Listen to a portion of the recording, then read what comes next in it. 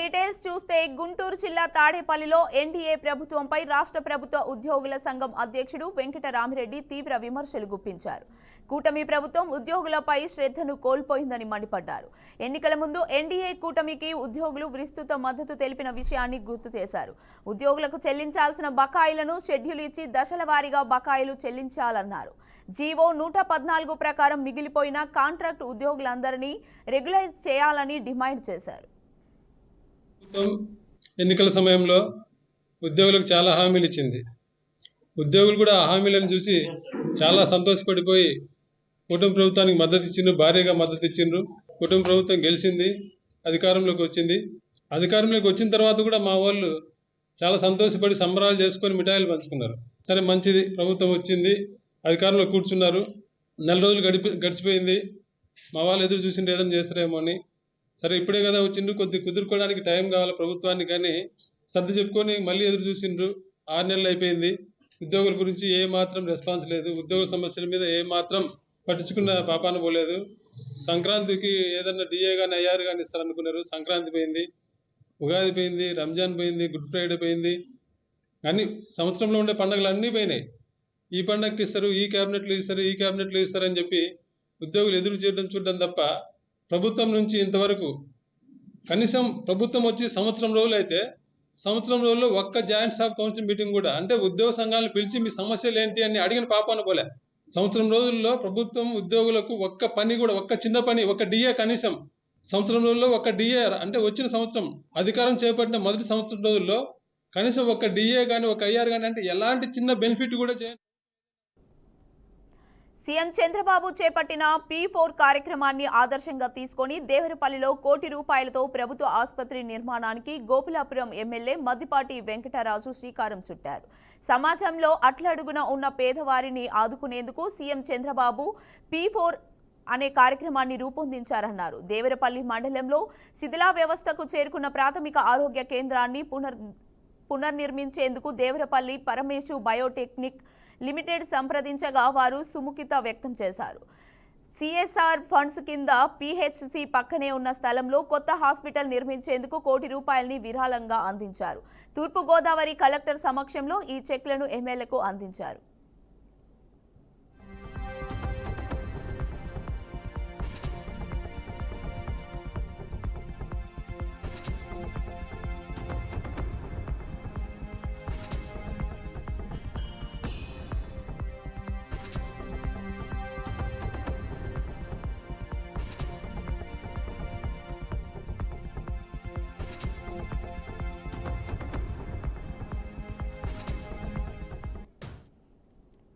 ప్రమాదంలో పడిన వ్యక్తికి జీవదానం చేసిన 2 పోలీస్ అధికారుల నందు మానవత్వానికి నిలువెత్తు ఉదాహరణగా నిలిచారు. మార్కాపురం పట్టణంలోని ఫైర్ స్టేషన్ సమీపంలో ఉన్న పెట్రోల్ బంక్ వద్ద ఆదివారం ఉదయం 2 బైకులు ఢీకొన్న ప్రమాదంలో ఓ వ్యక్తి అపస్మారక స్థితిలోకి వెళ్లాడు. ఆ సమయానికి విధుల్లో ఉన్న ఫైర్ స్టేషన్ కానిస్టేబుల్ చిరంజీవి పరిస్థితిని గమనించి వెంటనే సంఘటనా స్థలానికి చేరుకొని సిపిఆర్ చేసి బాధితుడి ప్రాణాలను రక్షించారు. వెంటనే సమాచారం అందుకున్న టౌన్ ఎస్ఐ సైదుబాబు కూడా స్పందించి బాధితుడిని ఆసుపత్రికి తరలించారు. వేలిలో వెలుగు చూపిన ఈ మానవత్వం చేసిన 2 అధికారులను స్థానికులు హర్షధ్వానాలతో అభినందించారు. ఫైర్ స్టేషన్ ఎస్ఐ రామకృష్ణ ఈ ఘటనను మీడియాతో పంచుకున్నారు.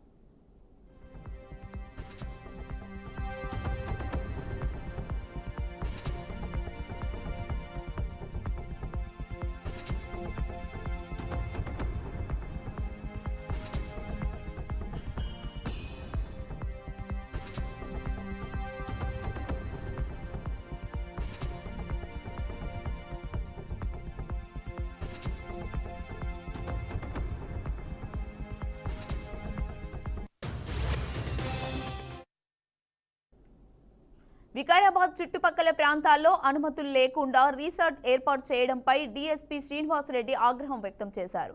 అవి అసాంఘిక కార్యకలాపాలకు వేదికవ్వడం, చెరువుల్లో అనాధికారిక బోటింగ్ జరుగుతుండడంపై మండిపడ్డారు. ఇలాంటి చర్యలకు పాల్పడితే కఠిన చర్యలు తీసుకుంటామని ఆయన స్పష్టం చేశారు. వికారాబాద్ జిల్లా సర్పన్పల్లి ప్రాజెక్టులో ఇటీవల జరిగిన బోటు ప్రమాదంలో 2 మృతి చెందారు. ఈ ఘటన నేపథ్యంలో డీఎస్పీ స్పందిస్తూ భద్రతా ప్రమాణాలు పాటించకుండా బోటింగ్ చేపట్టడం ప్రమాదం ప్రమాదాలకు దారి తీస్తుందని హెచ్చరించారు. పర్యాటక ప్రాంతాల్లో అనుమతులు పొందకుండా నిర్మాణాలు, కార్యకలాపాలు చేపట్టే వారిపై చర్యలు తీసుకుంటామని డీఎస్పీ పేర్కొన్నారు.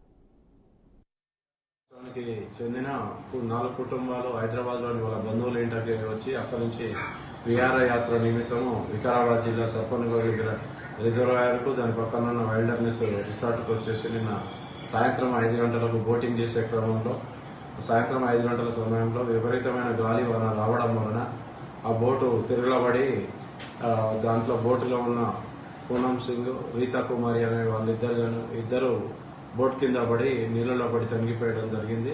దాంట్లో త్రిషిక 3.5 years మరియు 1.5 year పాప కూడా ఉన్ని వాళ్ళు పక్కన ఒడ్డున ఉన్న వాళ్ళ బంధువులు రెస్క్యూ చేసి వాళ్ళని కాపాడడం జరిగింది. ఈ ప్రమాదంలో 2 చనిపోయారు. దీనిపై కేసు నమోదు చేయడం జరిగినది. శవపంచనామా అనంతపురం జిల్లా రాయదుర్గం పట్టణంలోని 13వ వార్డు పరిధిలోని చంద్రబాబు కాలనీని రాయదుర్గం ఎమ్మెల్యే కాల్వ శ్రీనివాసులు సందర్శించారు. అక్కడి వాసులకు ప్రభుత్వ పథకాలు, భద్రతపై భరోసా కల్పించారు. కూటమి పాలనలో చేపట్టిన సంక్షేమ పథకాలు గూర్చి ప్రజలకు ఆయన వివరించారు.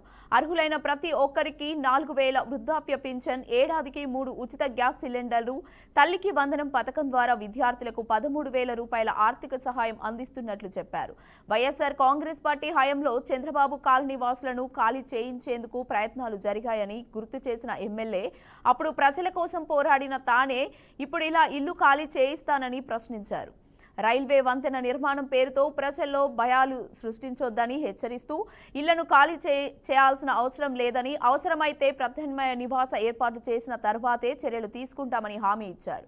ఇల్లు ఖాళీ చేయాలంటూ వస్తున్న నోటీసులపై ప్రజలు ఆందోళన చెందాల్సిన అవసరం లేదని, తాను అధికారంతో చర్చించి ముఖ్యమంత్రి చంద్రబాబు దృష్టికి కూడా సమస్య తీసుకెళ్లి పరిష్కరిస్తామని అన్నారు.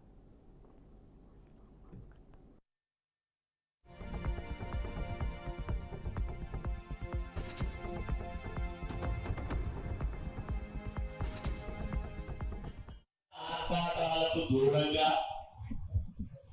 ప్రజల సమస్యల పరిష్కారమే ధ్యేయంగా తెలుగుదేశం పార్టీ అధినేత నారా చంద్రబాబు నాయుడు గారి ఆదేశాల మేరకు ఈ కార్యక్రమాన్ని మేము నిర్వహిస్తా ఉన్నాం. మన ప్రభుత్వం వచ్చిన తర్వాత, మన నాయకుడు చంద్రబాబు నాయుడు గారు ముఖ్యమంత్రి అయిన తర్వాత తొలి నెలలోనే 7,000 రూపాయలు పెన్షన్ ఇచ్చారు. అంటే అంతకుముందు జగన్ ఇచ్చే 3,000కు 1,000 రూపాయలు జత చేసి నెలకు 4,000 రూపాయలు ఇస్తా ఉన్నాం. మనం జూన్లో అధికారంలోకి వచ్చాం కాబట్టి జూలై 1వ తేదీన ముందు ఏప్రిల్ నుంచి ఏప్రిల్, మే, జూన్ నెలలకు సంబంధించిన 3,000 రూపాయలు కలిపి 7,000 రూపాయలు జూలై నెలలో మీ అందరికీ అందించడం జరిగింది. అధికార ఆర్భాటాలకు దూరంగా తెలంగాణలో అధికార పార్టీలో విభేదాలు బగ్గుమంటున్నాయి. వరంగల్ జిల్లాలో సంచలనం రేపిన కొండా వర్సెస్ కడియం పంచాయతీపై హైకమాండ్ సీరియస్ గా ఉంది. అందులో భాగంగానే నేతల పంచాయతీపై క్రమశిక్షణ కమిటీ దృష్టి సారించింది. కొండ దంపతులకు, ఎమ్మెల్యేలకు మధ్య ఏర్పడిన వర్గ విభేదాలతో 2 వర్గాలు ఇచ్చిన ఫిర్యాదుల పరిష్కారంపై రాష్ట్ర కాంగ్రెస్ క్రమశిక్షణ కమిటీ చర్యలు మొదలుపెట్టింది. ఇందులో భాగంగా రేపు వరంగల్ జిల్లా కాంగ్రెస్ నేతలు గాంధీ భవన్ కు వచ్చి కలవాలంటూ క్రమశిక్షణ కమిటీ చైర్మన్ మల్లు రవి కోరారు. క్రమశిక్షణ కమిటీ సూచనల మేరకు రేపు హైదరాబాద్ వెళ్తున్న వరంగల్ జిల్లా నేతలు తప్పు చేసిన వారిపై చర్యలు తీసుకోవాలని డిమాండ్నే ప్రతిపాదించబోతున్నారు. క్రమశిక్షణ తప్పిన వారిపై చర్యలు ఉంటాయని ఎమ్మెల్సీ బస్వరాజు సారయ్య ధీమా వ్యక్తం చేశారు.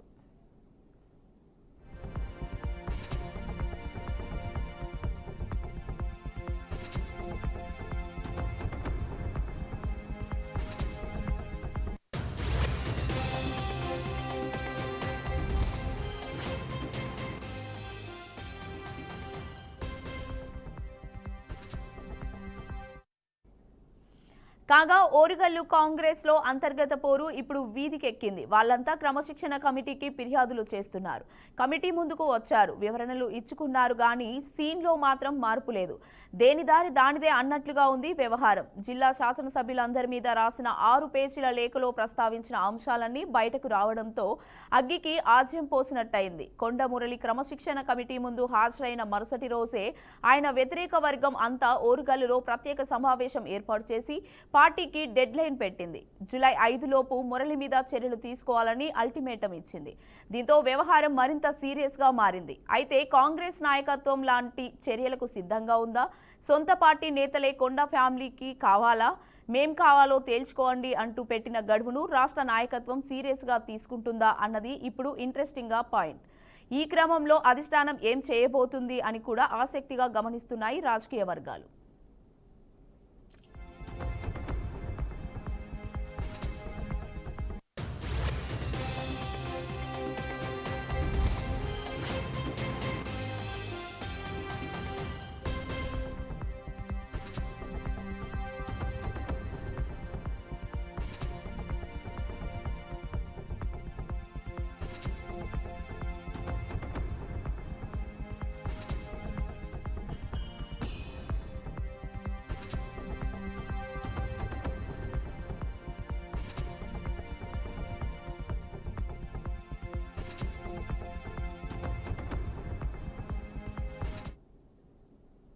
బులెటిన్లో షార్ట్ బ్రేక్ తీసుకుందాం.